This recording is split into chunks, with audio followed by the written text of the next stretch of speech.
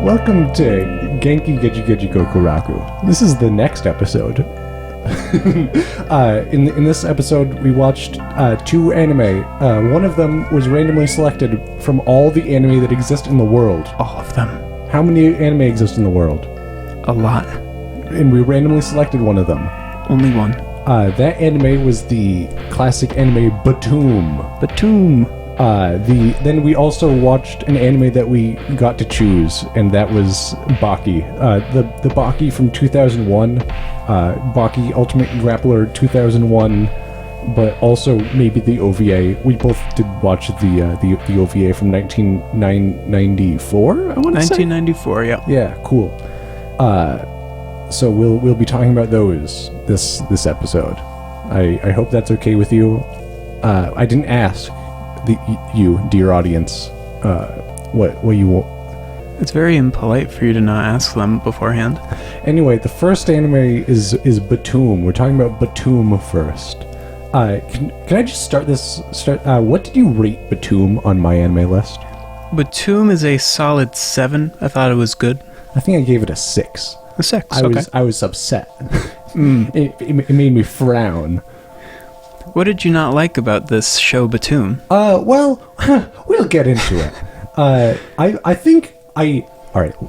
know last time we talked about an anime, I spent so long being like, oh, we shouldn't just summarize what happens in the show. But I feel like it might be good to just do a quick rundown of the plot of the show. Just like what happens in it. Let's talk about like the plot of the show, and then we can get into the fucking details. Yeah, like a short synopsis. Yeah, so episode 1, our guy fucking wakes up. He's on an island. Oh, our guy is like he's a shut-in neat loser, but he's also an elite gamer. Like I said, he's a loser. He has no friends, and he hates his mom. He's pretty edgy. But no, he wakes up on an island, and it's just like the video game he plays, Btooom, because there's grenades. He plays a FPS where you just throw grenades at people. But now he's in the game, and the game is a bunch of people on an island, and they have grenades. And you have to kill people to get the hand crystals that also are radar, and also trackers, and also... They do other stuff, I think. It's like the Hunger Games for anyone who hasn't watched anime before. If you haven't seen the Hunger Games, it's kind of like Battle Royale. And if you haven't seen that, have you played Fortnite? Yeah, you know Fortnite? Or PUBG? Or... Paladin's Arena? What's Apex Legends? For 300. Anyway, no, fuck, he gets attacked by a guy who throws grenades at him, and he defeats him by using grenades. Then he meets a woman, the woman throws grenades at people. Then they meet a guy, no, he also meets a guy who doesn't throw grenades at people, until he does. Yeah. They meet other people who throw grenades at people. They mostly interact with them by throwing grenades at them. I guess that's my summary. I sort of wanted to do more detail than that, but I got a little goofy with it. I got a little silly, dear audience. You'll have to forgive me. I'm such a funny guy. Well, I mean, let's be honest. That's about the whole show. It's about people who throw bombs at each other. It should have been called Btooom, am I right? Because of all the bombs. Let me get my notes out. Sure. I just want to say right off the bat, on my side of things, the opening was the bomb. I sort of had mixed feelings on the opening. I did like the way that it sounded. Yeah. But then I hear the English lyrics, and I say, if I couldn't understand what these words were, I'd be vibing with this opening. But it's got that thing where I don't think, I have to assume that the songwriters didn't speak fluent English, not because the English was broken, but just because if you spoke the language fluently, I don't think you'd just write such, like, or at least the target audience doesn't speak, whatever. The lyrics I thought were a little lacking. I thought they were a little shallow. Yeah, the lyrics were where I found, the opening to not be so good, but, the beat, the progression. Yeah, no, it sounded good. And then the opening on the very last episode, which slightly changed, I didn't think that was as good. Did it? Yeah, oh yeah, we had a whole new opening on episode 12. I might not have noticed because by that time I was watching the show at 3 times speed. Oh, wow. Because I fucking didn't like the show. I would not have watched this if I wasn't made to. Which I guess is what's good about this show, is that it forces me to watch things I normally wouldn't watch, or that I haven't watched thus far for other reasons. But unfortunately, it forces me to watch things. Yeah, no. Should I just jump right into my consolidated notes here? You see, I've got like 5 points written down here. Yeah, just fucking go for it. These are all right. So throughout the show, I noticed it relies a lot on stereotypes. Like visually, you see a character and you're like, I know what that guy's deal is. The big fat sweaty guy walks in and you're like, oh, he's gonna try to rape that girl. Oh yeah. The fat ugly creepy looking guy is that little kid's dad. Oh, he's not a good. He's gonna do something real bad at some point. He's an asshole. I can tell. Fucking whatever. Like it's all super. Well, it's all superficial, quite frankly. It's all like stereotypes and stereotypical appearances based on and then also, just unrelated to that, our main character is a shut-in NEET who has no friends and he hates his mom, but he's also just hot. He's the only one who bucks the trend because he's just hot. For whatever reason, they made him hot. Well, presumably because, for a lot of reasons. They have a lot of reasons to make their main character hot. You don't want to, I don't know, it'd be... Yeah. I'm picturing the whole show now in my mind, but the main character is just, like, fat and sweaty and ugly. Like if the guy who is fat, sweaty, and ugly swapped places with the main character? Yeah, kind of. And I think it would be funnier. Anyway, I know I'm just going to keep going. I'm just going to fucking steamroll through these. Oh yeah, cruise. The main character is quite literally too dumb to live. He is a fucking idiot. He is so stupid. Dude, all he does in his entire life is he plays this video game. He's one of the best players in the world. He knows everything. He fucking wakes up on an island. He's like, oh, what's this weird bag that I have? He opens it up. It's the fucking grenades from the video game that he plays every waking moment of his life, and he's like, what the fuck is this thing? I've never seen this before. What is this? I'm unfamiliar with it. Oh, there's a timer on it? Weird. Yeah, he doesn't understand what the timer does. He presses it, the numbers start counting down, and he says, I have a bad feeling about this. He throws it away. Later on, when he's like fighting a guy, first of all, he forgets he has to press the button. Whatever. Fucking, I don't know, maybe he was just stressed. But then he does, when he remembers to press the button, he throws it. It doesn't blow up right away. And he's like, I don't get it. And then he's like, wait a second, hang on. Let me think back. There were numbers on it before. The numbers were counting down. What could that mean? What could it mean that the numbers count down from 10 to 1 and then it explodes? Wait. It counts down. There's a timer. It's like, wait a minute. Holy shit, dude. Holy fuck. Is this a bomb with a delay? I better throw another one just to check. And it's like right before he spends like an hour trying to figure out how a 10-second timer works. Another guy throws a grenade at him. He sees it and he's like, oh, that's a cracker type grenade from the video game. It explodes on contact. And it's like, dude, you saw it flying through the air and you were like, all right, I can figure this shit out. But it's like you're holding the thing in your hand and you've got a bunch of them and you've already used them and you can't fucking figure out the timer. And fucking goddamn, dude's just not clever. Let's be honest, I think a few characters in this show just either had super lengthy explanations when they really, really didn't need to, or just were very, very dumb. You might remember 2 episodes ago, when we talked about, oh my god, what were the names of the shows?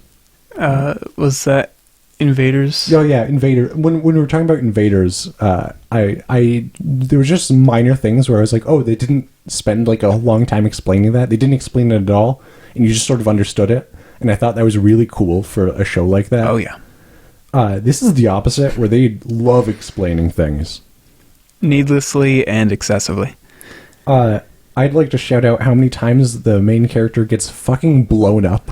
It's like every episode he gets blown up, like point blank, he explodes, and he's just like, oh, I'm fine, actually.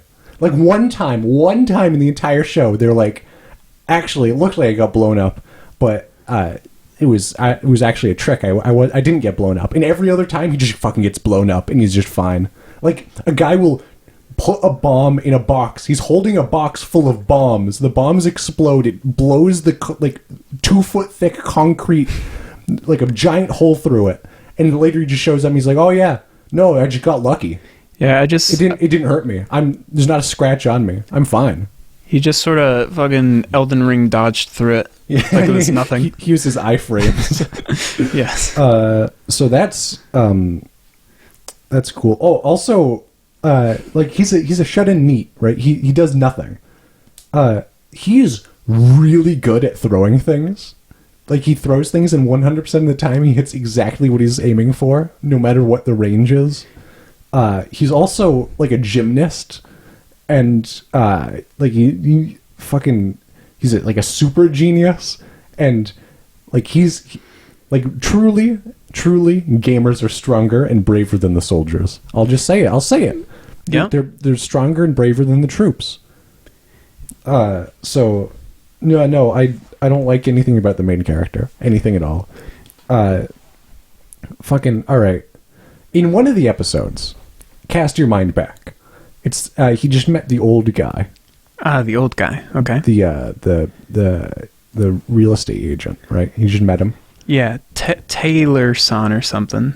Yeah, I'm sure his name is Taylor. Yeah, or Taira, or it was something that I didn't fully pick up at any point. Yeah, so he's just met him by the river, by the waterfall, and they said they oh god damn! I just remembered something. What's that? When they're hanging out with when the doctor guy shows up, mm-hmm. and he's pretending that he's not evil and also doesn't know what's going on. Yeah, like a plane flies by, and he's like, "Oh, they're doing the daily drop," and our protagonist is like, "Daily, you say?" Despite the guys are, "Oh yeah, no, I've just I need to cover up the fact that I know what's going on. I just noticed that for the last 4 days in a row, the drop happens at the same at noon, so I think it's a daily thing." It's like, what the fuck? It happens every day at the same time, and you're like, you have to cover up. You you have to. Everybody knows everyone should know if our protagonists had brain cells. No, I wasn't even going to talk about that. I just remembered it. But I was going to mention, the plane flies by. It drops off the parachutes and the supplies and such. And our protagonist, he's following it, and he sees people fighting over the supplies. And he says, "Who could have predicted this? I was just going to run out and get the supplies, but multiple people go to where the supplies are, and then they fight." And he's surprised. He's like, these genius game makers, they thought of everything. You're a gamer! You play video games! He's got to have played Fallout at least once as a survival system. Like any video game that's ever had supply drops. The supplies drop, and your first thought is, do I go and get the supplies? Or do I just not, because I know that when I go over there, other people will be there and they will attack me. This is... oh, god damn, he's supposed to be a gamer! He's supposed to be a gamer, and he's so confused by this! No, so that sort of pokes the hole in the theory that he's super talented and smart and cool and strong because he's a gamer. Because... he's just not any of those things? Yeah. Yeah. Also, the show hates women. All right. Do you have anything to say about the show? Yeah, specifically the part about it hating women. Oh, yeah, it hates women. Yeah, so let's start off with the fact that it's just sexual assault right off the bat. It was one rape every episode for like the first half of the show. It was Yep. constant rape. And then immediately after all the rape, it was just, damsel in distress, fucking don't rape me every episode, which I understand, but also they just made her, she was portrayed as like mentally weak, which was... Yeah, no, oh god. Here's something that I absolutely loved about the way this show treated women. Our protagonists come across a lady who's living in the ruins. She's actually from the game before this. She's been hiding out all this time. It's like that one guy from the Hunger Games. Do you remember? Does that happen in the Hunger Games? I think it was in like the Sega movie. There was like a guy just hanging around. What? Yeah. I don't remember this at all. Oh yeah, no, it's fucking... I could just be misremembering too, but I feel like it would have happened, right? I was gonna be like, it's like in, I don't know, fucking whatever. Anyway, yeah, no, there's this woman. She's been hiding out there since the last game, because she lost her crystal. Whatever, it doesn't matter. But she runs into the guy who fucking betrayed her and blew her up the last game, and she's like, "Oh, this guy, I used to love him, and then he betrayed me." He blew me up, he's a fucking piece of shit. When I see him, I'm going to kill him. And she sees him and she tries to kill him. But then actually, when he gets hurt, she decides, actually, she loved him. He blew you up! It's because it's like, oh, women? What do women like? They like not getting raped and they like being subservient to men. That's all women love. Perfect. So this woman... nobody's gonna rape her. She's fucking gross. So, I guess all she can do is be subservient to men? Who wrote this? Someone... It feels like someone really edgy would have written this. It was this... Yeah, no, I think that's the fundamental problem, is that the author, whoever you are, I'm coming for you. You're a hack. You're a talentless hack. You're about to get Btoomed. Yeah, I'm gonna Btooom your ass. And also, they're a hack. They absolutely have no idea what they're doing. They shouldn't be writing anything. They're bad. And also, and yes, that is I am insulting the artist. Find out who he is and tweet at him or something. I don't know. Yeah, throw 8 different types of bims and bombs at him. And then and also he's trying so hard to be edgy. It's oh god, he wants the edgy boy money. He might have gotten it. Like the small child with the murder complex. I hated that character just because the writing was so obvious and on the nose, and it was like I was being assaulted. It was actually like me, my physical body, sitting there watching the show. It's like I was being attacked because the writing was so bad. It felt like I was being like beaten with clubs and hammers because I was... God. Yeah. I mean, it really felt like dialogue out of a really, really old Xbox game or something. No, it feels like there are a lot of old games that have bad dialogue because the dialogue wasn't written by a writer. It was written by the programmers. The programmers just wrote all the dialogue. And this felt kind of like that, where he's like, ha ha ha ha, I am evil and crazy. I blew up my dad, but he was a butthead, so it is okay. I love the blood and killing, but I am a child. And it's like, damn, boy. Damn, we're really grappling with ideas here, huh? We're really getting into that deep character shit, huh? He's crazy? Whoa! No way. Does he have a second characteristic? Oh, no, that's okay. He didn't need one. He's so crazy.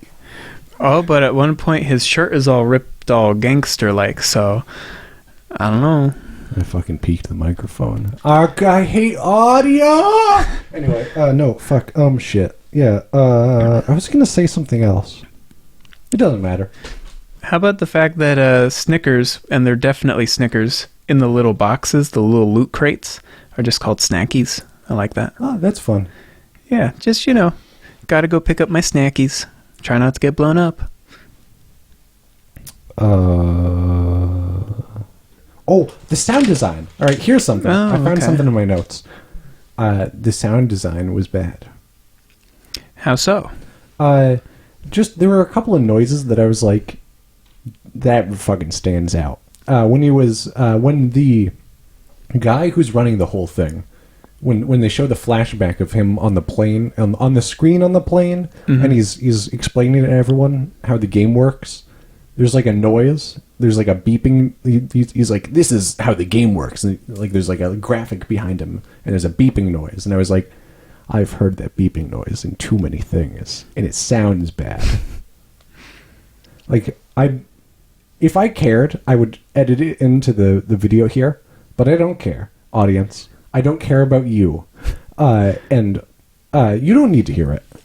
Imagine a bad stock like science-y beepy noise. It sounded like that, and then there was a couple other things like there's one scene where somebody's like drinking water or something, and just the swallowing noise was like crunchy. It wasn't like gulp gulp gulp. It was like and it was like whoa. Why it was way like too that? much. It was way too much. It was fucking nuts. And then there was also I wrote something down about when he like he deactivates the time bomb on the rape girl. Yeah. And like there's like a beeping noise, and I thought that beep noise was weird. I don't know. The sound was bad. The whole show was bad.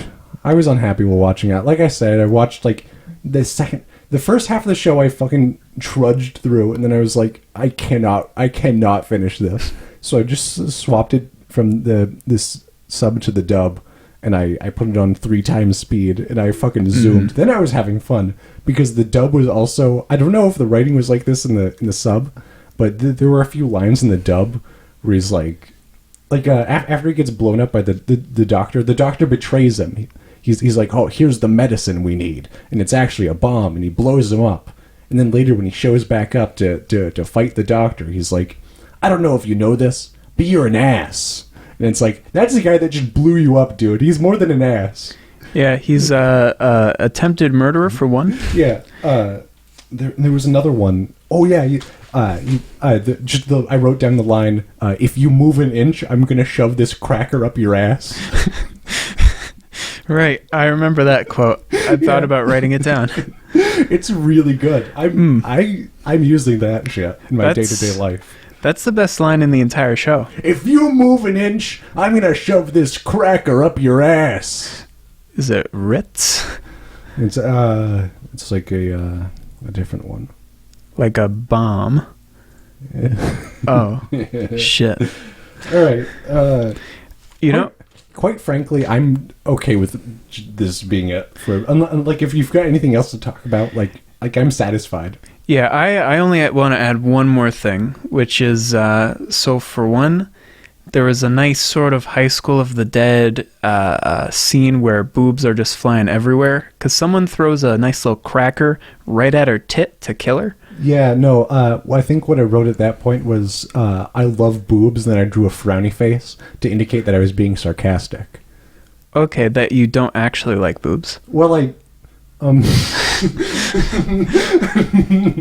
well, fair enough. I like them, but I thought it was kind of inappropriate.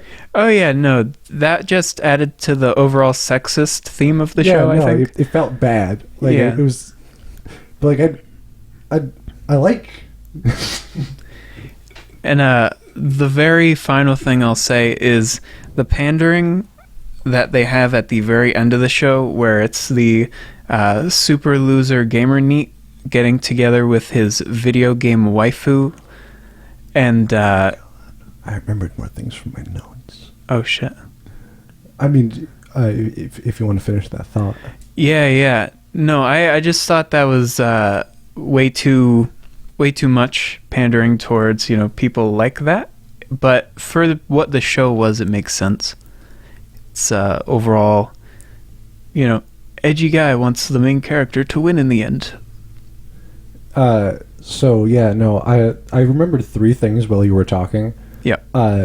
One, like the least important of the 3, is that there's a scene where it's like the cops talking in the the flashback backstory of the kid, the murder kid. His flashback. There's some cops talking about how he murdered people, and they're like, you know what the problem with society is? Too hard to send kids to jail. Not enough kids in jail. That's our problem with society. And I was just like, that's weird. That's like a weird thing. Like, there were a couple of things in this show where I was like, does the author believe this? I don't know. Like a good show, I would just be like, oh, that's just some like weird thing that a character said. But this show is bad, so I don't know if like the author has weird beliefs. He could. Yeah, it feels personal. And then there was also what kind of fucking first-person shooter video game about grenades allows you to get like married in the video game? He got video game married. This is not that. This is like Call of Duty. Yeah. Let me log into Halo real quick to attend my friend's Halo marriage. What the fuck are you talking about? Something that happens in like VR chat or something, but no, it's this maybe like a MMO. I could see that. It'd be like, we threw in, there's 100 million different quest lines and all this stuff. There's all these characters. You can get married. You can get married in Skyrim. You cannot get married in Call of Duty. No, that's just not a thing that happens. That doesn't make any sense. And my last point was there's a scene towards the end when our main character gets blown up by the guy with the knife. I think, I don't know, it doesn't matter. He gets blown up, and he like gets knocked unconscious. It's one of the few times that an explosion affects him, and it affects him by making him sleepy. Anyway, he wakes up, and as he's waking up, he like mumbles the name of his video game wife. I was like, that's what a fucking loser. Yeah. You're like, the woman I married in a video game who I never met. Oh, wait, where am I? I need to go. And it's like, dude, I don't know. Yeah, if that's your last dying thought. I mean, granted, his mother in the show isn't super cool. Yeah, no, like, he doesn't have anybody where to be like as he's waking up, like, oh, the old guy I met yesterday. Oh, or it would be like, that kid. Oh, the kid. Like, I don't know. He doesn't know that many people. Like, yeah. I don't know. Maybe Maybe he could just not. Maybe he could go like, where did the girl go? My head fucking hurts. I was just blown up. Yeah, he could actually just go like, oh, fuck, I got blown up, and I'm waking up from unconsciousness. But like, he's like, oh, my video game wife. Oh, I don't know. I just wrote loser in my notes. Yeah, it just feels a little bit odd. That makes sense as a note. Yeah, no, I just wanted to bully him for that. All right, are we moving on to Baki? Yeah, I think it's Baki time. Baki was cool. Baki was kick-ass, baby. I loved Baki. Baki is so cool. There was a lot of comparisons I feel that I can make to Baki in comparison to, say, like Goku. Yeah, no, it's that sort of fight-brained muscle guy where he's like he will just do anything to get his ass kicked. But he's also so kind and respectful sometimes. Yeah, no, he's a good guy. He just likes getting his ass kicked. And then he looks like Asta. He just looks like a big... He does. Yeah. There's so much muscles. No, I didn't really like how he looked after he just became a cube. Yeah. And now that you mention it, Asta does also turn into a cube. He does. I hear he transforms into other things, but so does Baki later on. So I look forward to that. No, Baki is cool. Baki is the story of a 13-year-old kid. He gets older later on in the show. Yep, rapidly. Yes, rapidly. He gets like 5 years older in an episode. It's like one episode, he's 13, then the next episode it's like 5 years later. And it's like, whoa, that's a long time to skip. He went to the U.S. for 2 years, and now he's 18 years old. Yeah, yeah. Like that was. Or no, hang on. I gotta get through the summary. It's the story of a 13-year-old kid who fights everybody because his dad is the strongest being in the world, or whatever they keep calling him. I don't remember the exact phrasing, but they're like he's the strongest being he's the strongest living creature, and it's like, I mean, he is, because he can kill a 700 kilogram polar bear with one punch or whatever. It's like, I don't know. Anyway, no, yeah, his dad is super strong. His mom's kind of a freak, low key. Yeah, she's a little strange. So now he spends all his time fighting so that he can become stronger than his dad, and then like beat up his dad for also his mom's approval and her happiness or whatever. Yeah. They kiss, by the way. Yeah, no, like full on like mouth. There might have been a little tongue in there. I didn't go back to check. Yeah, I'm still curious what that was even about. I think it's just that his mom's a freak. You know what? I think his mom's just sort of like weird. Yeah, I mean, his mom acts very strange all across the series. So, all right, I guess I'm going right into it. I'm just gonna skip around. I'm just gonna talk about whatever I want to talk about. Fuck it. His mom, his mom has a backstory, and her backstory is that she married a powerful mobster, and like immediately after they went to a party where the strongest man in the world strongest being in the universe or fucking whatever he happened to be there, and then he beat up some people, and then he like killed her new husband and then fucked her because he's so a couple of times the character will be like, this man is so strong that any woman would fuck him. Any woman would do anything for this strong man. And I was like, that's kind of weird. That's sort of like a weird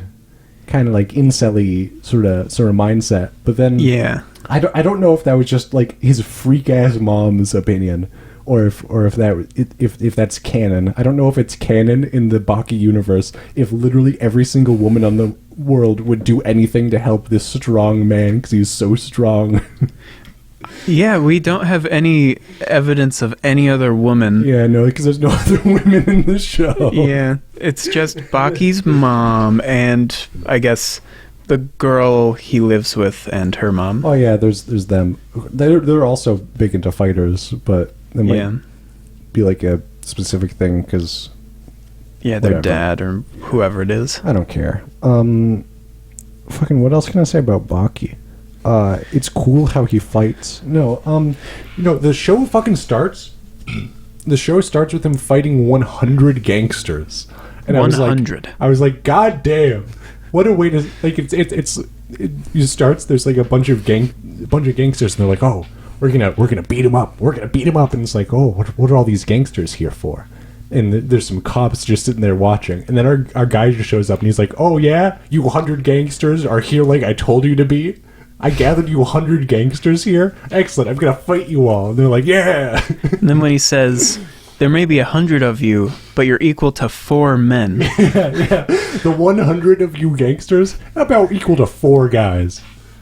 And then he beats up 37 of them, which I guess means he's as strong as like a bit over 1 guy. Yeah. Slightly over 1 guy in the beginning. He's as strong as a guy and a half. And that's just in base Baki form. Yeah, when he uses Bankai, he gets more guy strengths. Yep, he goes all the way up to 370 guys. when he goes Super Saiyan, he gets more blades. No, fucking that's gibberish. I'm sorry. The opening is god tier and the ending is god tier, and the animation is certified 2001 tier. No, I fucking love an old show. Cool vibes on an old show. Yeah, I really like a show from 2001 that just keeps up and is still a good watch even now. I can't remember. I watched Baki like 2 weeks ago, and then oh god, I watched Akira the other night. Oh, so all you could think about is Akira. I'm just thinking about Akira. Akira. Akira. He really. No, sorry, I can't talk about Akira. We should do one of these for Akira. Yeah, I need to watch Akira, and then we can do one for Akira. I need to watch Akira more times. Okay. I watched Akira, and my three thoughts were, what the fuck do I do now? Mm-hmm. It's one of those things where you finish it, and you're like I feel like a corpse. Like, okay. I feel like there's nothing left for me to do.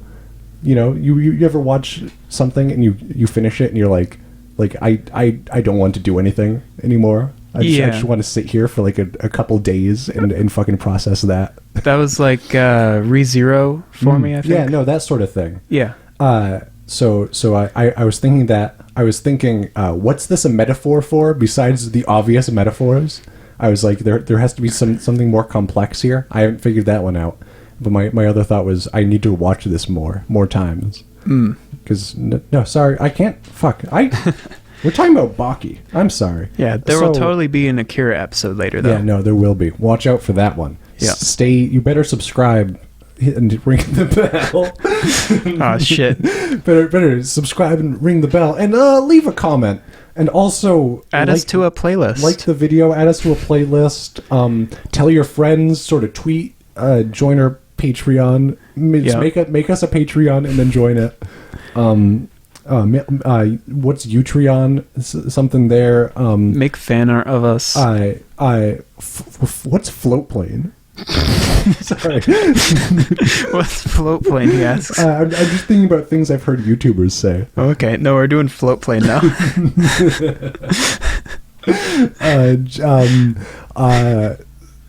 Nebula. Nebula. Or what's the other one? I don't care. Fucking Creator Space. We're gonna fight in Creator Clash 3. Yep. I'm going up against Jack Spadici. Sorry, guys. I'm gonna fist fight. Anyway, in Baki, people fist fight also. No, Baki. What happens after he fights the 100 men? Yeah. Sorry, 100 men equivalent to 4 men. Mm-hmm. And then what's he do next? What's he do next? Yeah, after he gets beat up and the cops come and they're like, "Hey, get out of here, you gangsters, you rowdy boys." Yeah, no, he goes back to his house. Yeah. Which is covered in graffiti because he beats up all the gangsters, but none of the gangsters can beat him up, so they just graffiti his house, which I thought that was a fun detail. Yeah. Well, the cop who was at the scene came back just to talk to him for a bit. And then he packed all of his stuff to go to the mountains. He immediately... Oh, yeah, because he only beat 37 guys. And he was like, that's not enough. Not nearly enough. So he packs up just everything that he owns. And he goes to the mountains to train. And meanwhile, a guy who works for his mom was like, yeah, he beat up those 37 out of 100 guys. We need to find more fights for him. So... earlier he was at like a training gym and he quit. So his mom is trying to... Because his mom was paying for fancy training so he could become strong like his dad. But now he quit the training because the training wasn't working. Now he just fights guys. Fucking whatever. You don't care. Dear audience member, do you care? Leave a comment below telling me whether you care. On a scale from 1 to 10. Yeah, so next the guy who works for his mom tries to find the strongest guy for him to fight, and it's like the leader of a Yakuza gang. But, that guy's 2 facts about him, or 3 facts about him. Oh no, I don't remember how much he weighs or how tall he is. Those can be 2 of the facts. But the 3rd fact is that he's 15 years old and he's like 1,000 feet tall and weighs 100 million pounds or whatever. He's probably 7 feet tall and probably weighs like 500 pounds or something. He's a giant. He's enormous, and he's also a child. He's not your average 15-year-old. I don't think Alexa will know. Alexa, Kaoru Baki height. Alexa, how tall is Hanayama in Baki? From Advantour.com, at 28 meters, 92 feet tall, it's a distinctive landmark.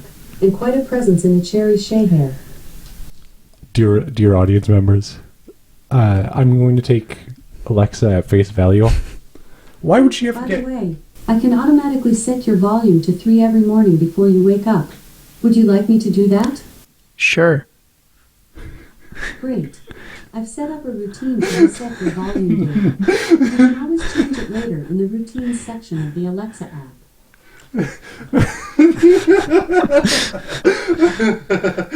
All right. Sorry. Yeah. No. He goes to the mountains to train.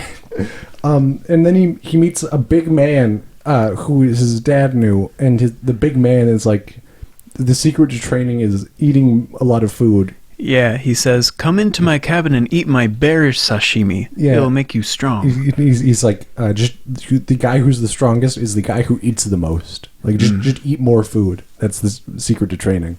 He doesn't do anything else. He says, eat a whole bunch. And then our friend, our little guy, Baki, who's still a little guy at this point, he says, cool, but I'm going to go camp on the mountaintop.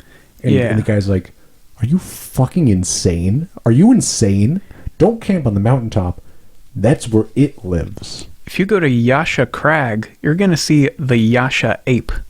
That's where it happens. And you don't want it to get you. Yeah, no, it turns out there's a special monkey. The Yasha ape. Yeah. There used to be 4 of them. Now there's only 3. One of them was killed by Baki's father.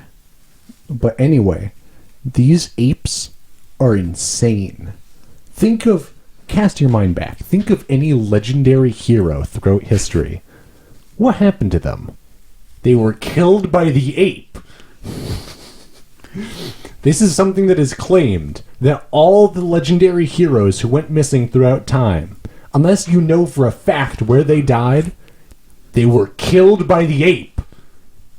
Amelia Earhart. Killed by coconut no, the ape. The ape.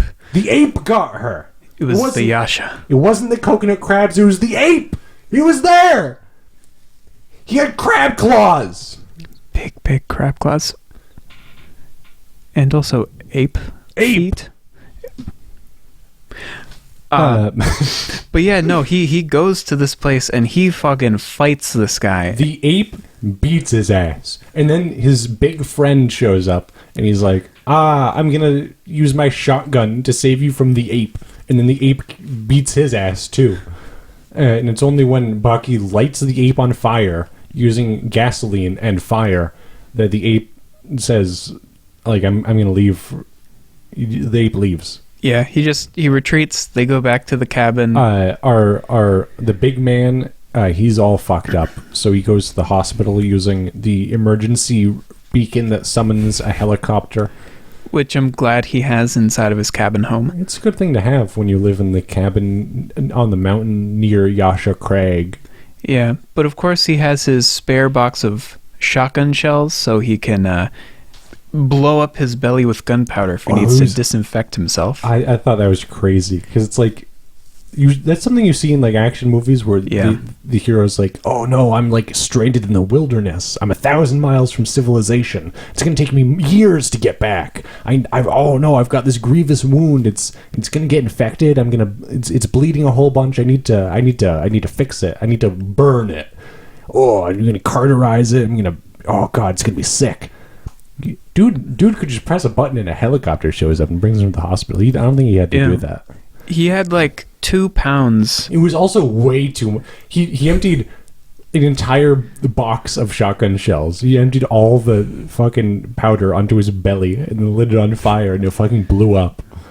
And then he was fine and his stomach was disinfected. Yeah, that saved his life. I'm not a doctor. I have to confess something. I'm not a doctor. When I performed surgery on you, I didn't actually. I'm sorry, I lied. The cancer is still spreading. Oh, shit. I just knocked you out and fondled your balls for an hour. Fuck. But the cancer, it was testicular. Yeah, I'm sorry. Shit. I've been played, haven't I? Yeah, I played your ass. Oh, not my ass, too. Yeah, no, I'm not a doctor, so I wouldn't know. But I'm pretty sure that maneuver didn't save his life. Just like I didn't save your life from the testicular cancer. Right. You're gonna die. Shit. How long? I don't know. Okay. Right, you're not a doctor. I don't even really know if there's cancer, but it felt like there was too many balls. Fair enough. Sorry. Then he goes back, he fights the ape, he gouges out its eye, they fight a whole bunch, the guy, the big man shows back up. I don't know, Baki, I skipped over Baki's sweet training, where, his mom also explains things about training that are definitely, that's not right. But he's training, and he's like, oh wow, he's training really hard, and his mom's like, I bet he's doing the training right now. He's doing the thing. He's gonna do it. That's when you train so hard that your body hurts and you keep training, and then the endorphins get released, and that's when you become like a superhuman. You become unbeatably strong when the endorphins hit. And I'm like, that's nonsense. I mean, yeah, when you work really hard, you physically, your body releases endorphins, or your brain releases endorphins. Happens like all the time. Sort of a regular thing. Very regular. It's not really magical or anything. You don't go and your brain lights up and you go, I could fight an ape. Yeah, you feel like you've just stepped into heaven. The gates are there, and now you can beat anyone. Instead, you just go like, oh wow, I feel kind of good. Yeah. But we needed some sort of wacky shonen power-up. Yeah, and then also he jumps off a cliff to gain the near-death reflexes or whatever. So he fucking runs and jumps off of a cliff and bounces off the rocks and fucking until he becomes fast. His brain becomes faster than falling or whatever, and his reflexes become so good he can parry all the rocks. It's gibberish. His back should have broken when he just fish slapped it when he was falling. Yeah. Because it had already been 200 feet by then, so... Yeah, no. Then he fights an ape, and he beats it up real good. Then they become friends. And the ape gives him a tooth. I don't know, whatever. Next arc, is that when he...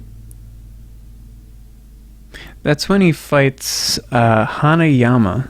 Yeah, Hanayama Kaoru. Yeah. The big boy. And he is so big. He has a special... Oh, there was also a boxer at some point.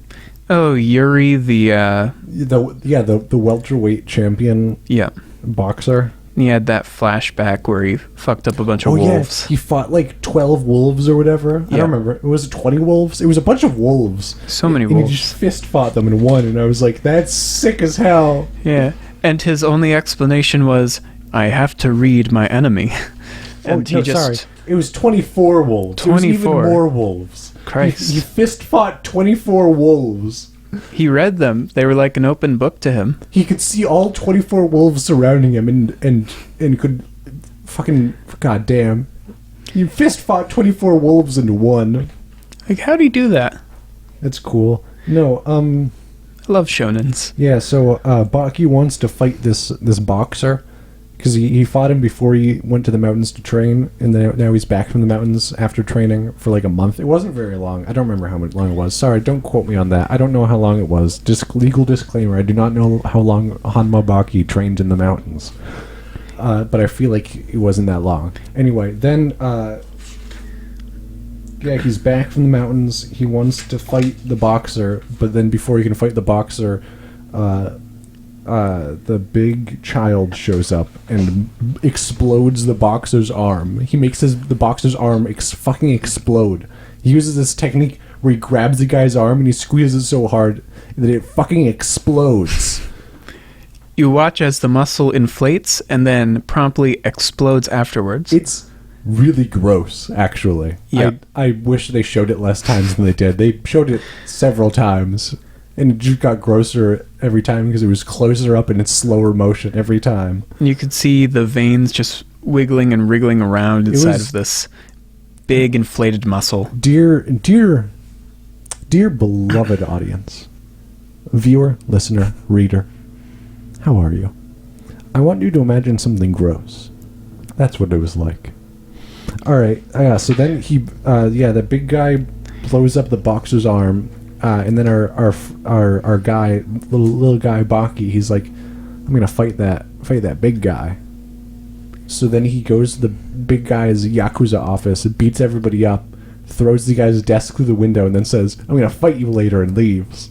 Yeah, but not before punching him in the face and humiliating him. He also punched him in the face and humiliated him. So now the big guy is angry, so he goes outside and smashes his car into bits and flips it over and lights it on fire. Yep, and there's just a lot of people watching, including cops, and they don't care. Yeah, well, they're like, I mean, that's his car. I don't know. Yeah, fuck it. He can rip the tire off his car and crush it in his fist if he wants. He can rip the engine out of his own car and throw it or whatever. Yeah, we're not going to stop him. In fact, I don't want to. Yeah, I'm just gonna let that guy do whatever he wants. Then the big guy, he's like, this big guy is gonna track me down. Baki. I'm talking about Baki. I'm sorry, I said he. There's two he's. There's a lot of he's. This show's about men. Big men. So Baki is like this big, giant, enormous man is going to track me down and beat the fuck out of me. And this is what I want. So I should go around to places where he can beat the fuck out of me and where there's lots of people to watch. So eventually he ends up in a club where the big man shows up and beats the fuck out of him as everyone watches.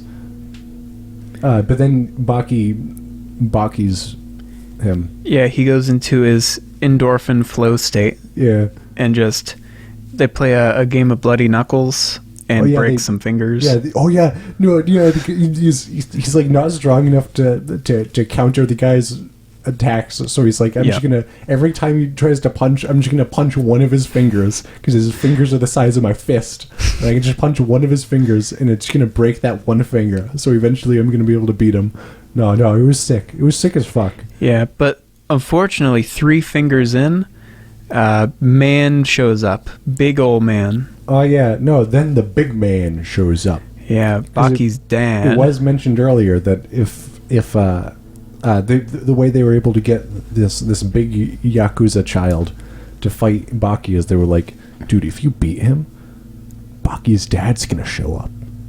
And his dad, he's Hanma Yujiro Hanma. Hi. He's the guy. And everyone knows his name. He's gonna show up if you beat Baki. And then you can fight him. And then then Baki he pretty soundly beats the big guy. Yeah. And then fucking his dad, Baki's dad, fucking flies in on a helicopter, jumps out of the helicopter, throws a grappling hook while he's falling out of the falling through the fucking sky. He throws a grappling hook into the building where they are and fucking jumps in. And then he's like just views upon two guys who are just beat to absolute shit. Just cannot stand, fucking dozens of broken bones, just absolutely destroyed. And he's like, cool, I got here right at the beginning. The fight's barely started, huh? This is lit. I get to watch the whole fight now. He's a big believer that the only winner of the fight is the one standing. The other one has to die. Yeah, so then the big child is like, I'm gonna beat up Baki's dad, despite the fact I can barely function, and that doesn't work. And then Baki's dad leaves, I think. Yeah, he says, "Hey, Baki, you're so fucking weak." Yeah, no, he probably says a bunch of insults and stuff. I don't know. I didn't mention whatever. I don't care. I feel like I don't need to say that much stuff about the big 15-year-old. Yeah. I don't have to talk about his backstory or his back. I mean, he has a really cool back, I guess, but... Yeah, I don't need to talk about it. Yeah, no, he's 17 later on in the show, but that's it. Or actually, he would be 20. Yeah. But 17 for a glimpse. For like 1 minute and then 20. Yeah. No, yeah, then Baki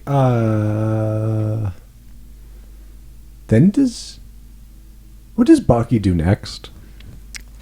So he just fought the big guy. His dad showed up and insulted him and left.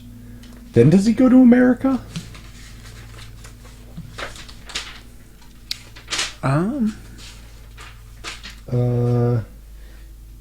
Not yet. I think Punched the man's finger. I think Yujiro shows back up where his mother is and goes, "Yo, this child you gave me is fucking weak as hell. You failed entirely." Oh yeah, no, yeah. Then, yeah, Baki does more training. His dad is evil. Then Baki's like, oh, my dad's friend, the military guy. He's like, hey man, can you help me train somehow? And the military guy's like, oh yes, in order to defeat your dad, you're gonna have to fight the same way he did in total like war. You know you have to fight in war. You're gonna have to go to Hokkaido to fight in the war. And I'm like, whoa, what's going on in Hokkaido? The trees. Yeah, no. Turns out the Japanese self-defense force hired 5 mercenaries to fight them for training. But those mercenaries were so strong they beat the entire Japanese self-defense force. And now they're just hanging out in the woods, fighting people. And killing them most often. Yeah. So Baki parachutes in to go fight them. They catch him, but then he escapes and he beats them up one by one, like pretty easily. And then one of them fucking transforms because of adrenaline. He has like a second personality where he's ruder and he can control the adrenaline in his body with his massive brain, and it makes him superhumanly strong.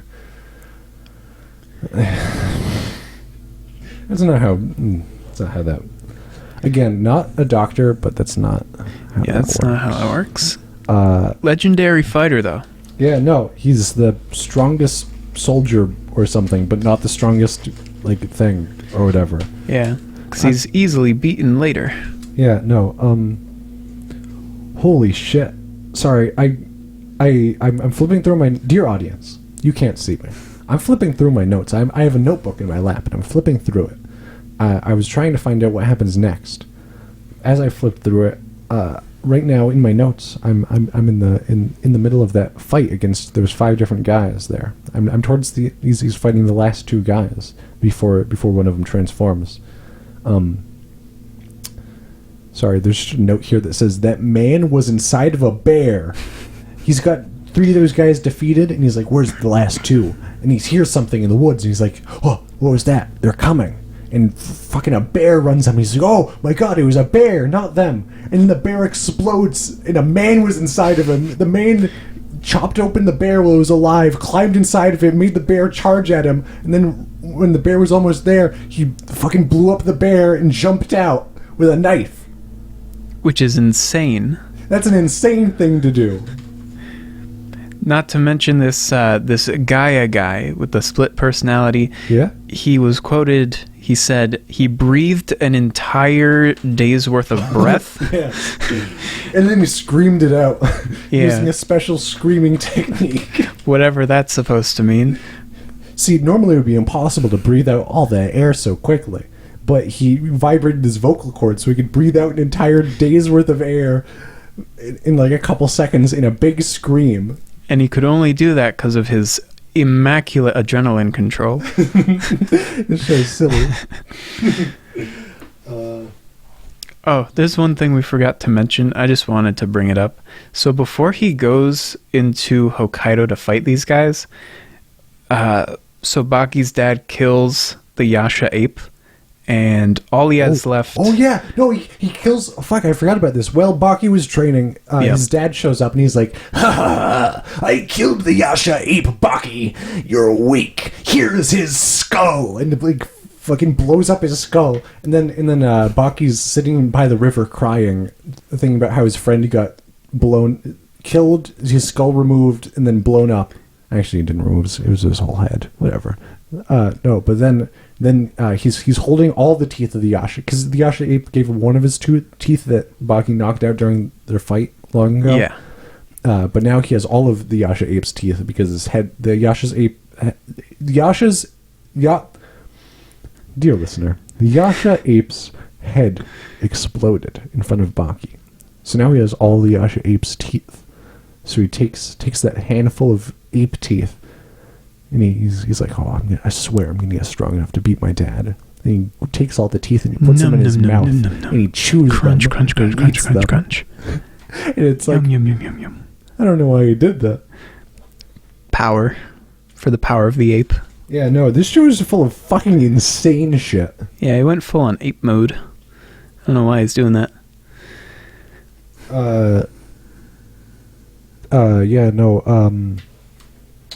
So yeah, then when Baki's dad finds out that Baki beat Gaia, the strongest mercenary or whatever, despite the fact that Baki's dad is also a mercenary, but nobody seems to really square that. Whatever.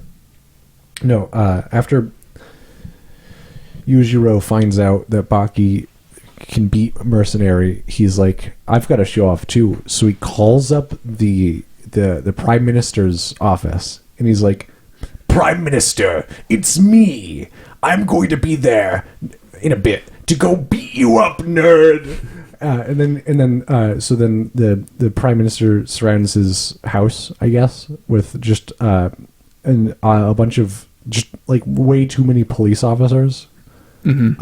And then Yujiro Hanma Yujiro. I don't know which order to put these names in. He shows up, beats up everybody, then fucking kicks the Prime Minister's desk in half and leaves. And he's like, they won't be able to do anything about this. I'm too strong. And then the Prime Minister fires everyone because he was in fact too strong. He was too strong. He needs a better bodyguard as well. And that was just to prove a point. You just wanted to prove that he's freaking sweet. And you know what? He kind of is. He got our ass. He is sweet. So then Baki fights a swordsman. Oh yeah, he does, and he uses his near-death ability.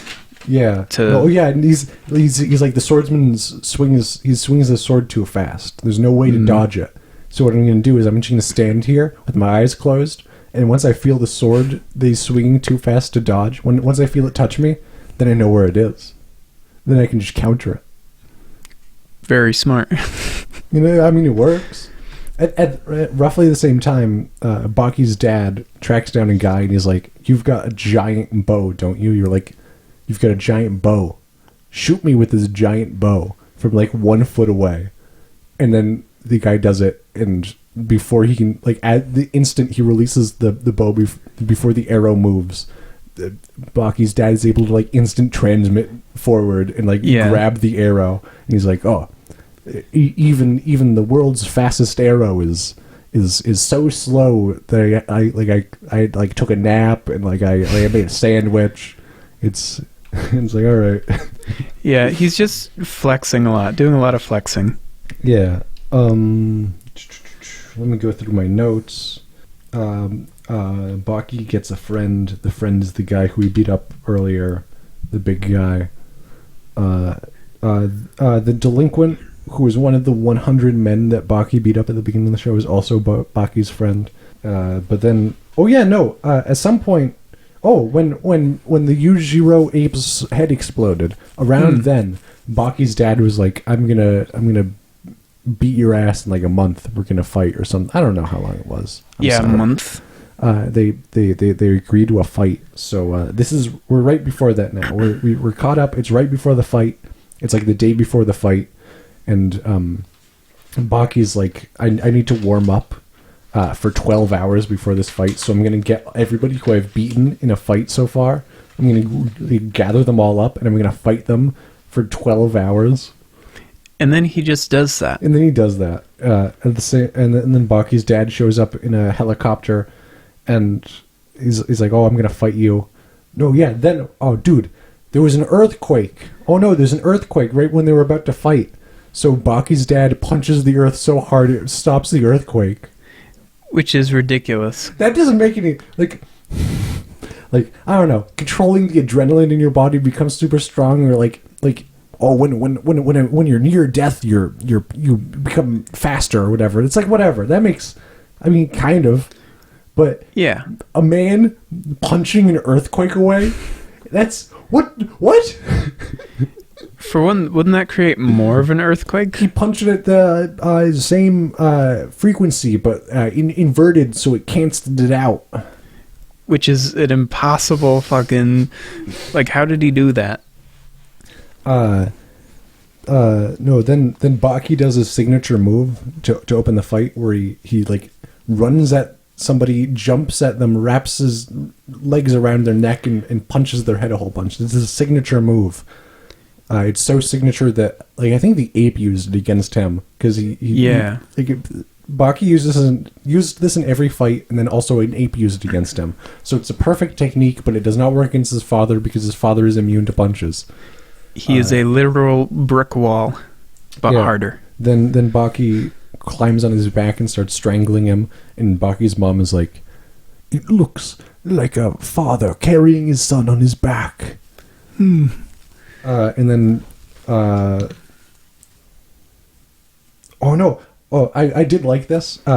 Baki's dad launches his first attack against Baki, and it's like a kick. It's his classic like kick that he does. Yeah, it's got like a guillotine kick. Yeah, but it's like Baki doesn't see it coming because it's too fast for Baki to see, but the audience literally doesn't see it coming because the kick starts off screen. It's like we see. I don't know. It was just like a little thing. But like literally, we don't see the kick coming until it hits Baki because the kick was coming from off screen.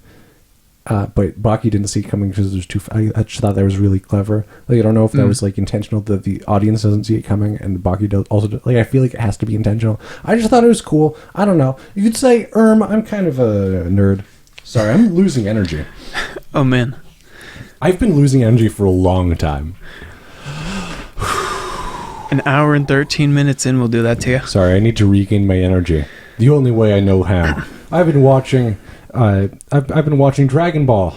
Dragon Ball. Ah, yes. Or if you just breathe an entire day's worth of breath.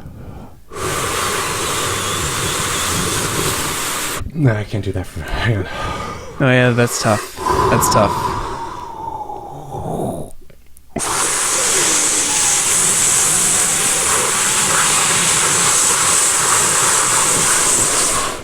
No, that wasn't nearly long enough. That wasn't a day. No, that made me more tired. I'm gonna drink some water. Okay.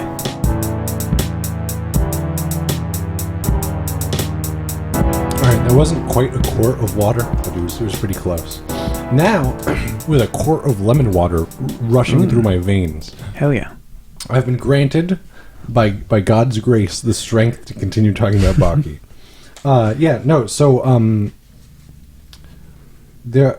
don't know. I don't need to do the blow-by-blow of this fight, even though it's in my notes. Literally every blow is in my notes, because I was going sicko mode. Probably not every blow, but there's a lot.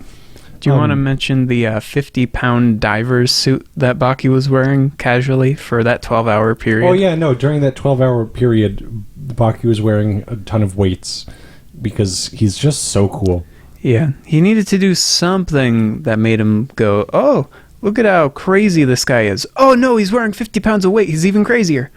Yeah, so then, as, Yujiro Hanma Yujiro, the ogre, as his nickname is, he's there, he's just absolutely wailing on his son, really kicking the absolute fuck out of him. Like, he was probably gonna die if it kept up. And his Baki's mom is just sitting there, and she's like, "This is awesome. This is sweet. I love my husband so much. He's so cool. He looks so happy beating up my only son." Yeah, no, she's like, he's going all out. He wasn't going all out, but he was kind of going all out. And she's like, this is just what I wanted. This guy's awesome. But then she's like, wait a second. Maybe I love my son? Like, my husband disowned me? Maybe I should love my son instead? So she, like, walks in. She's and attacks her husband ineffectually. But then her husband...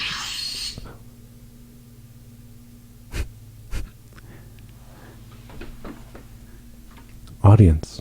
Goku instant transmitted in. He instant transmissioned in. Goku did. He came to say, you have a new notification. That's an alarming notification noise. It very much is. All right, so the scene where Baki's mom gets brutally murdered, fucking hog wild, because it's not just that Baki's dad murders Baki's mom. It's like the way that he does it.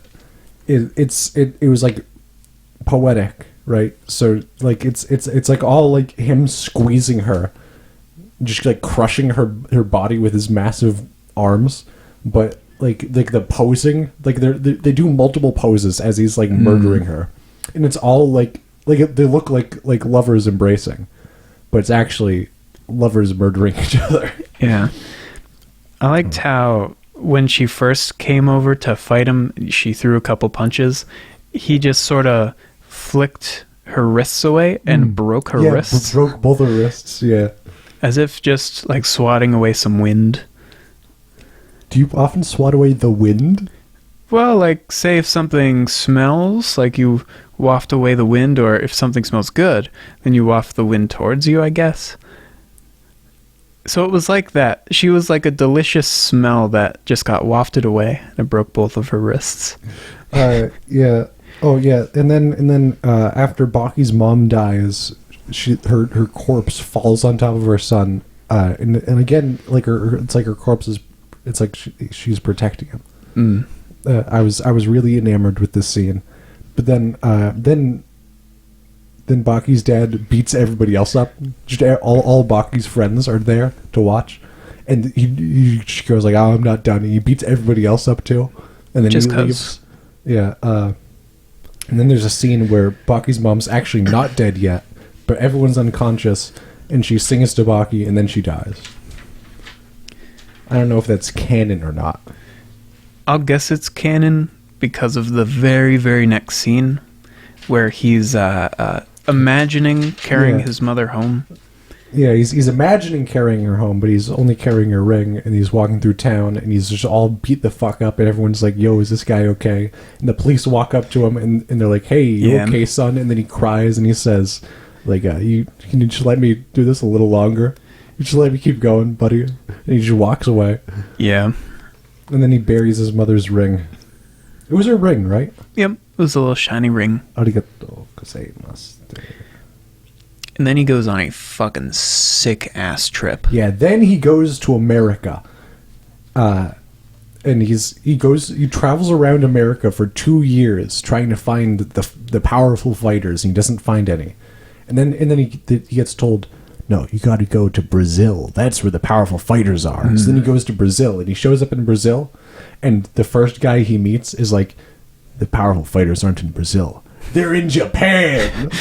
That's where we started. So then he goes back to Japan, and then he finds the place where the powerful fighters are. It's at it's like an underground fighting thing. Yeah. But in order to join it, he shows up at the house of the guy who runs it, beats up all the security guards, then like beats up the like bottom ranked guy in the tournament, and then that's how he gets in. I feel like he could have just asked. Yeah, I feel like, oh, that's the son of Yujiro Hanma. Just get him in there. Yeah. But no, yeah, then he's in, and then they're immediately like 3 years later, and I'm like, whoa, you just joined the fucking thing. Like they're like, oh, you're the lowest ranked in the lowest ranked division, and I'm like, oh shit, he's gonna work his way up through all the ranks and all the divisions. He's gonna fight so many people, and they're like, 3 years later, he beat them all. You're like, whoa, he's the champion. It's kind of dumb, but whatever. Sorry, I have a note here. There's one scene after that time skip, the double time skip, where now he's living with a girl and that girl's mom. He's living with them, but there's a scene here where Baki's training. He's all shirtless and enormous, and he's training, and the girl walks in to like feed the dog, and she just walks in and just like stares at him, and I'm like, yeah, yeah. That is a big sweaty man with massive muscles. Yeah, no, he does have like the 16 pack. He does. Those muscles, those abs, they go down, baby. They don't stop. The best part about it is he's 18 at this point in the story. I can objectify him. He's an object. He's a slab of meat that I can manipulate. But that's more tasteful than the Btooom ladies, so. This is normal and fine when I do it, but when the director of an anime does it, it's weird and perverse. Leave it down in the comments below. Thank you. Sorry, my notes stopped making sense. Oh no, I assume, this is about the time that the OVA takes place. Yeah. So we can just talk about the OVA. I don't want to talk about these episodes. I want to talk about the OVA that's animated grimier, and Baki's just covered in scars. He's all fucked up in the OVA, and it's cooler. He looks so fucking cool. So let me talk about this OVA. I do have a separate notes on the OVA that I could just flip back. You know what? Fuck it. I hate notes. Do you remember that guy who jumped into the ring and then he had a gigantic sewer pipe? Yeah, that's Orochi. Oh, was that Oppo Orochi? Sure. He had one of his names was Orochi. Yeah, that's Orochi. No, he's the master of a karate dojo, and there's a karate tournament going on in this OVA, and Baki's joined it so he can beat up all the karate guys so he can learn what karate is, because he wants to learn karate, so he's gonna join the tournament and beat everyone up. Yeah, but no, he just goes around just like beating everybody up with a single kick through the whole tournament. And then there's he's about to have a dramatic fight against another tournament guy who's angry, but before that, the master of the dojo has to show how strong he is. So he goes on stage. They lower down an enormous like concrete tube over him, so he's within this tube, and they cover it with a giant slab of steel, and then he just yells and just starts blasting it apart with his fists, just absolutely disintegrating this giant concrete tube. He fucked up that fucking concrete tube. No, he turned it into fucking atoms. Yeah, he did actually. The man obliterated it. And it's I like that scene in the OVA because there's the whole crowd, this huge packed crowd, and they watch this in horror. They are terrified. They're like, oh, the master of the dojo is about to show his strength, and they lower the concrete tube onto him, and everyone's like, what's going on? And he yells and he starts punching it apart, and everyone goes, holy shit, fuck, oh my god, fuck. Everyone's horrified. This is the worst thing they've ever seen, as this beast of a man punches. It's like murder every single time one of those blocks. They do look like they're witnessing like a murder. Like it's fucked up. And then Baki fights the angry guy who's angry. And then like Baki like kicks him or something. Was it the guy who pulls out the nerve? No. It was the guy before that. Yeah, at the karate place.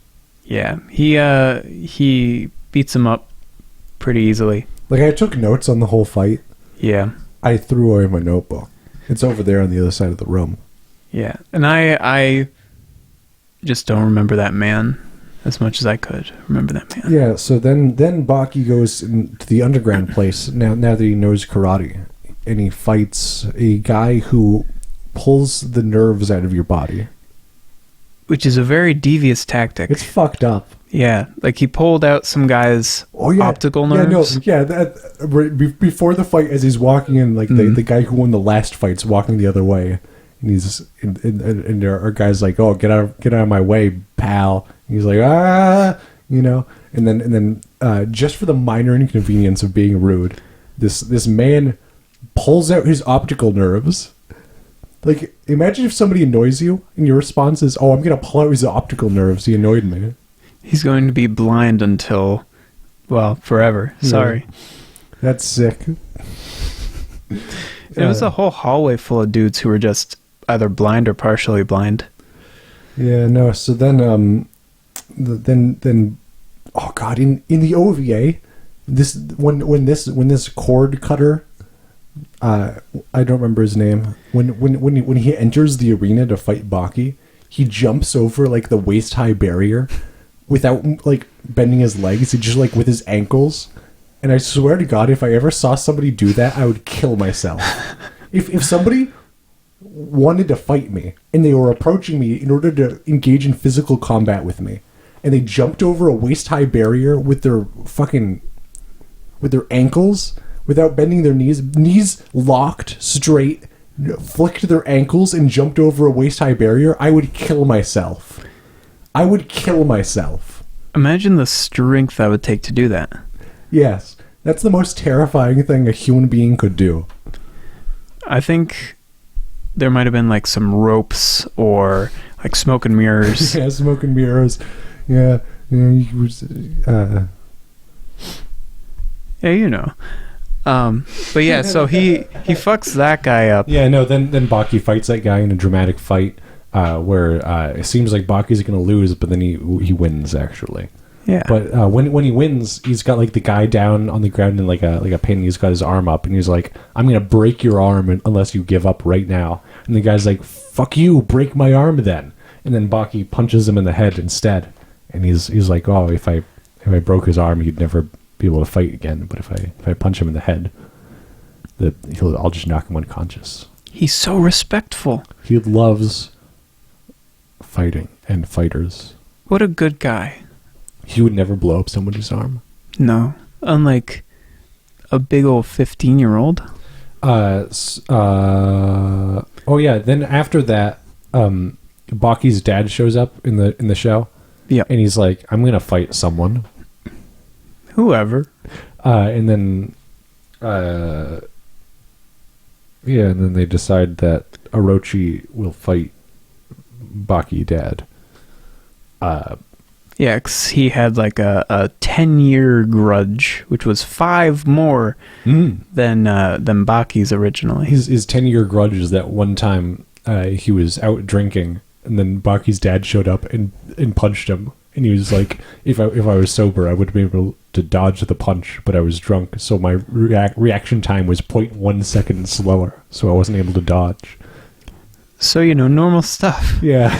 And that's why he has a grudge for so long. Yeah, so he spent the last 10 years training for this very moment. And yeah, then they fight before Baki's next fight, right? Yeah. They fight. Baki's dad goes sicko mode. Oh no, like they're fighting. There's a cool part where they're fighting, and then like Baki walks out to like watch the fight, and the second that Baki's dad sees Baki, he's like, "Oh, Baki's here," and he just kicks it up like 10 notches. He just goes ham. He's got to show his son what he means, and he means business. He takes off his shirt, he flexes his back muscles in a way that makes a demon's face, and then he I don't know, he does more fighting, and the fight ends when he flexes his muscles in a different way that makes the face of a crying demon on his back, and then he like punches, like he uses his special move. What's the world's strongest being's special move? It said he punches really hard, and he punches Orochi really hard and he kills him. So hard he punches.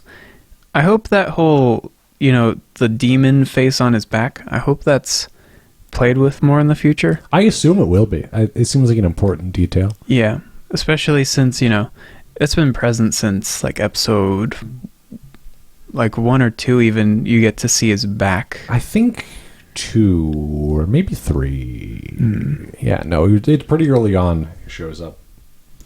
But then I guess that means that Baki is next fighting the doctor guy. I thought it was the wrestler next, but it's the doctor guy. Oh, is it the doctor guy next? I mean, because if this is where Orochi gets fucking killed, then the doctor revives him using a technique where he massages his heart through his chest. I don't know. It doesn't make any sense. No. A lot of this show is very fantastic. Yeah, it's like it's dressed as something realistic, but no part of it is. Especially the push-ups with just his thumbs. No, I think that's doable. Well, I mean, that is doable. But also, in like however long of a span of time, a month's time, he just goes from regular push-ups to thumb push-ups. Yeah. Yeah, no. I don't know if you've ever tried those push-ups on your fingertips. I haven't personally. And it's not easy. Oh yeah, no, I use a lot of palm when I do push-ups. Yeah, no, you should try using only your fingertips sometime. Yeah, that sounds awful. If you wanted to do less push-ups, that's the trick. Well, I'll try that next time. You could do like go from I don't know how many push-ups you can do in a row. But what if you want that number to be 1?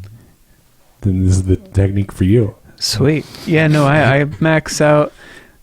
I don't know what I max out at, because I do push-ups last after I've done all of my other arm workouts. Want to do push-ups? Want to put the podcast on hold and do a bunch of push-ups? Yeah, let's do some push-ups. Because we're so manly. Hell yeah. Audience, you can't see me, but I've got an 8-pack, and I'm sweaty and shirtless.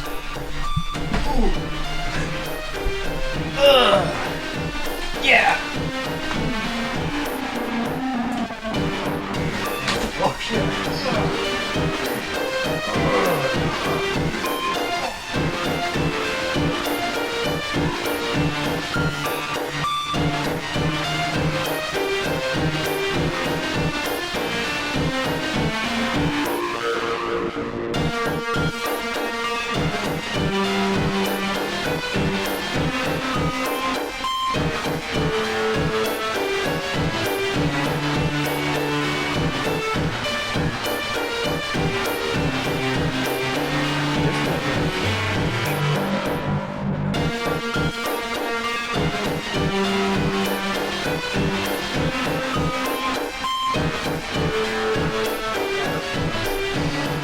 Audience, you don't know it because you're not as cool as me. But the worst audience. Audience, I love you. I love you so much, audience. But you're weak and pathetic, and so I need to explain this to you. When you do a push-up on your fingertips, it hurts your thumbs. And so, if you were to do a thumb-only push-up, It would probably hurt your thumbs more. I don't know, maybe I have fucked up thumbs. Maybe I've injured my thumbs permanently by masturbating too much. But no, there's no way. But no, Baki must be really hot and cool, just like me. Yeah. So, where the fuck were we? he was about to fight the wrestler dude. No, he was about to fight the doctor. Or the doctor, I mean. Yes, right. This makes sense because Baki was so upset from all the murder that has occurred, or the near murder, that he didn't get to warm up. He didn't get to warm up before this fight. He didn't get his 12 hours of usual warm-up. And then a girl shows up in a wheelchair, and she's like, "Hey, buddy, this doctor, he's bad news. He's not licensed. He charges a ton of money, and like half the time he doesn't actually cure anybody. So like beat him up for me." Yeah, this guy's a fucking fraud. Like we've just got a ton of people here who he did surgery on, and then they like didn't recover at all, and he was just like, maybe should have recovered then, shouldn't you have, jerk? But no, yeah, the doctor's a rude boy. So Baki gets really mad, and there's just a sweet scene where he walks out to fight, and he's not sweaty at all. He's bone dry, and everyone's like, "Oh my god, he hasn't warmed up. He's ice cold." So cold. But then like somebody touches him. One of his friends like touches him, and they're like, "He's not cold. He's red hot." And you're like, "Oh fuck. He's just angry. He's so angry." So that's cool.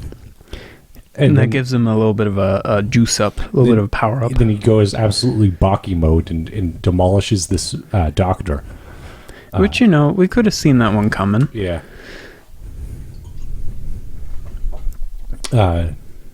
What happens after... God, if only I had my notes.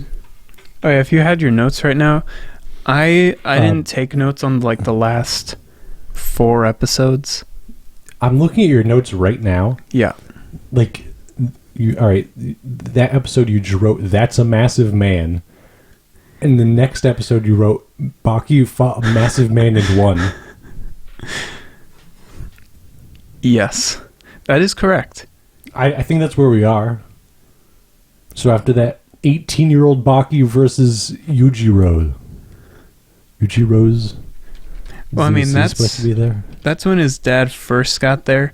And they were just sort of like hanging out. This was after he beat like the big superstar guy. If you remember that. Okay.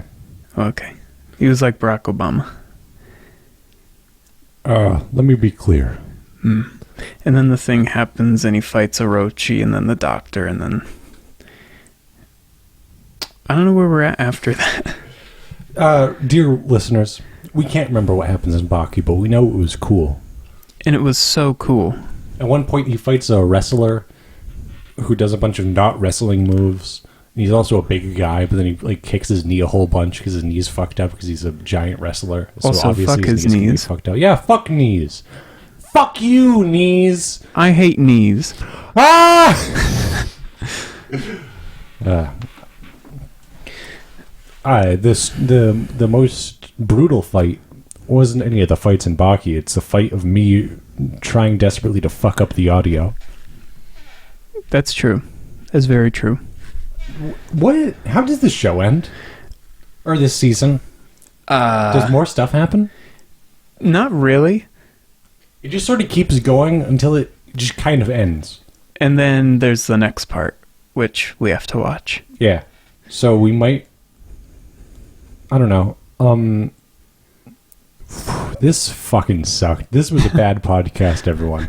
Everyone, All right, so that's it for this episode. You better subscribe and hit the bell and tune in next time. We're gonna review Serial Experiments Lane. Review it, and also maybe Roar of the Machine God Demon Bane. Yeah, we're gonna watch Lane though. We could have cheated. Nobody would have known that we cheated and rolled again.